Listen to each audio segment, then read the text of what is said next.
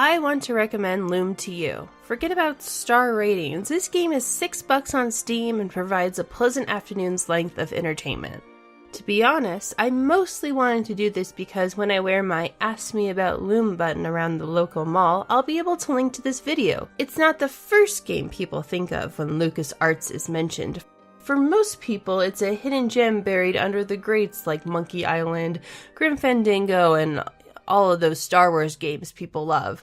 I would even argue that more people have played The Dig.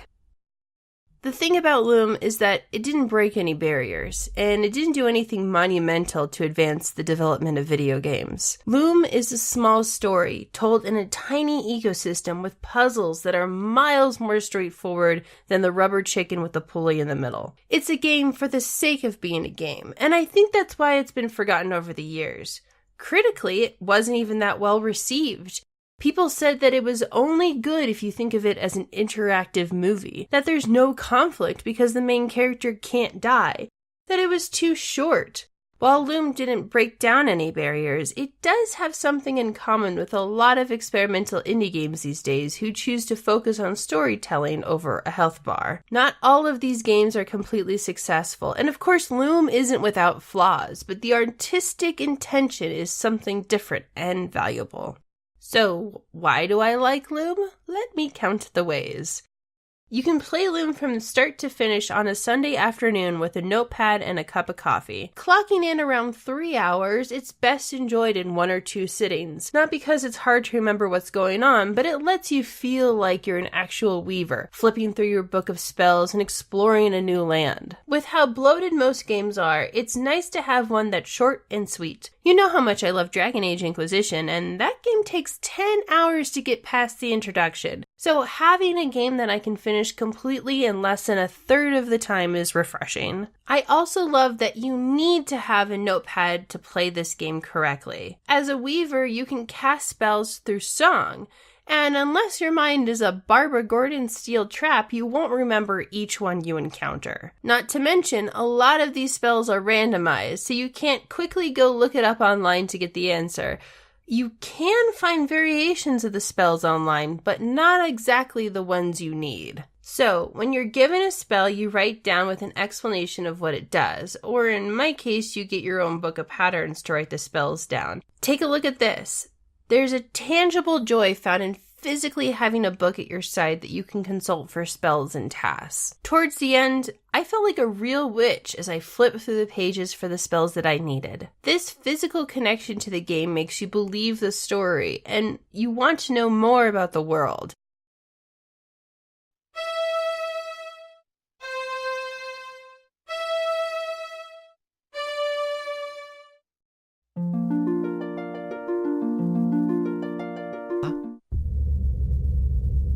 Just as well. Some things are better left alone. Loom has a surprisingly rich fantasy setting for how short and simple the tale is. The world is divided up into guilds that make valuables to earn money that can be exchanged for goods and services. The guilds are what you might expect. Metalworkers, shepherds, glassworkers.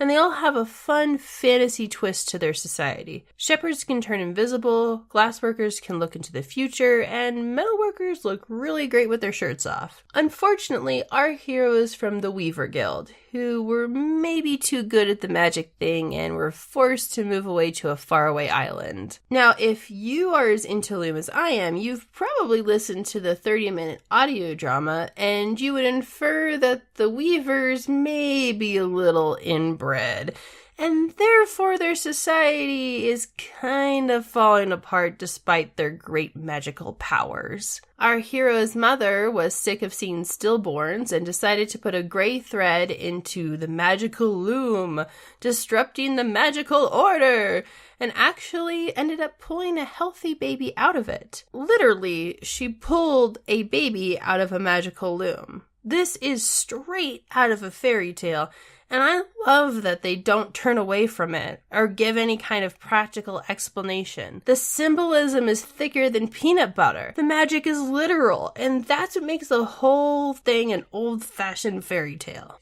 In the game, you play this Loom baby named Bobbin, who was raised by a nice old lady after your mom turns into a swan. Once you're old enough to make witty remarks at the player, you are summoned by the elders to find they are suddenly being turned into swans too.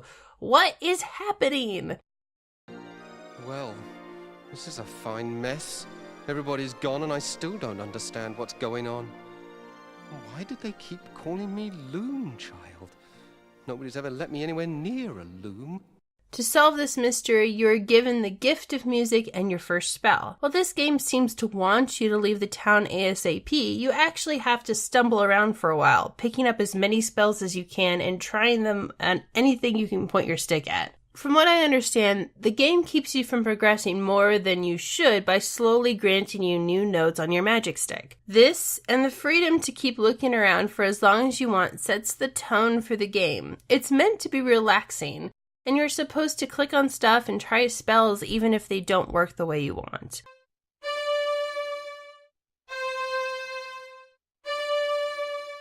Grass green. I hate that colour. You'll know in this first hour or so if you'll be the kind of person to enjoy Loom. You'll know if the spells and the story and the tone are your jam. Once you escape the island, you can see what your spells can really do. You encounter a twister in the middle of the ocean, and in order to get rid of it, you have to play the song of twisting backwards. It's a brilliant part of the game, and while not a difficult puzzle, it is out-of-the-box thinking. If you're lucky enough to get the book of patterns I mentioned earlier, it includes little blurbs that can give you clues on what to do. I actually finished the game this time around without finding all of the spells, so it's fun to try and fill up the whole book. There are some points where you feel you need to quickly grab your book and write down a spell, but there's always opportunity to learn again at your own pace. There's no punishing elements of this game, really, unless you include Bobbin muttering to you about the wrong spells. Going somewhere, little wizard? I was better off with the elders back home. Of course, if you try to be a brave soul who doesn't record the spells, you'll probably get frustrated with this game. So I invite you to enjoy playing an old game that asks you to do this, especially since it's not as complex as trying to map out a dungeon by hand. I don't want to ruin the whole story in case you'd like to play, but you get to meet other guilds, a dragon I aspire to be one day. Oh, that's what comes of being in such a blazing hurry, I guess. I thought you looked a bit scrawny. Why, you'd hardly make a decent kindling. And the most terrifying baddie ever. Once the story opens up past the island, there's a handful of wonderfully witty characters in the best fashion sense ever. And as for the main character, I'm going to be bold and say that I like Bobbin more than our boy Threepwood. He's less smarmy and more quiet snark. Bobbin is innocent, open, and as casual as the story. Hello there. What's that? Your music woke me up. Oh, sorry. Oh, not to worry. I'm Rusty Nailbender. I'm Bobbin Threadbare, of the Weavers. Weavers, eh? Our folk are blacksmiths. I'm supposed to be getting firewood for the master, but this plateau's being picked cleaner than a new blade. Come over here. That's us down there. The forge. That's what we call it.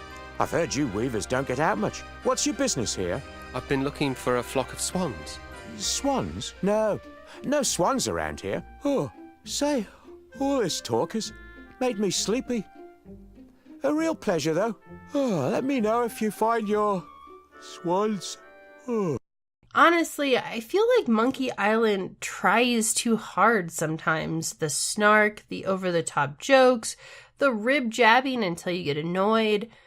Loom is different.